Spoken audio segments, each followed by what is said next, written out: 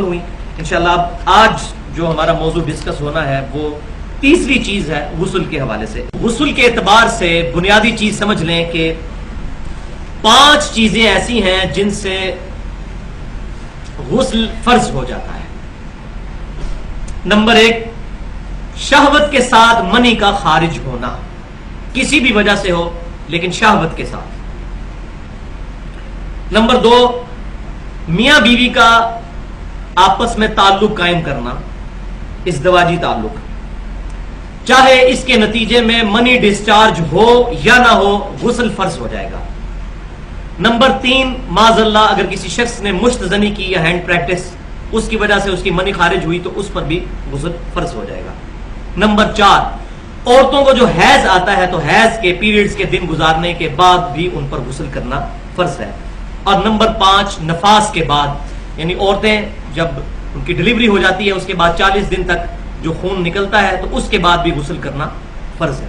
یہ 5 وجوہات ہیں جن کی وجہ سے غسل کرنا فرض ہو جاتا ہے. اس کو میں ڈیٹیل کے ساتھ احادیث کی روشنی میں بھی انشاءاللہ تعالی بتاؤں گا.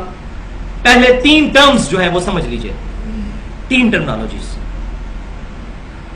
نمبر 1،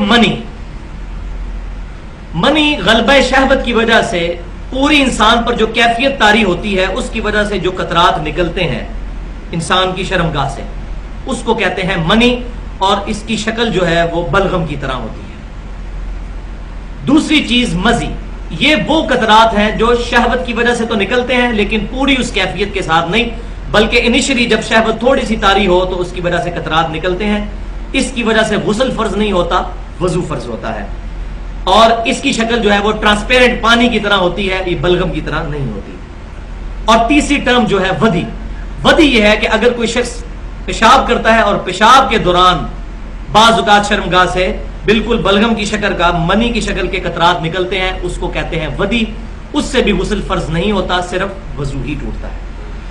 تو بھائیو، اب یہ سارے مسائل میں اپنی طبیعت پہ بڑا جبر کر کے بیان کر رہا ہوں. اس کی وجہ یہ ہے کہ یہ چیزیں بیان کرنی بڑی ضروری ہیں. اب مستقبل کا دور ویڈیو کا دور ہے، کتابیں لوگ پڑھتے نہیں اور بات سمجھ نہیں آتی.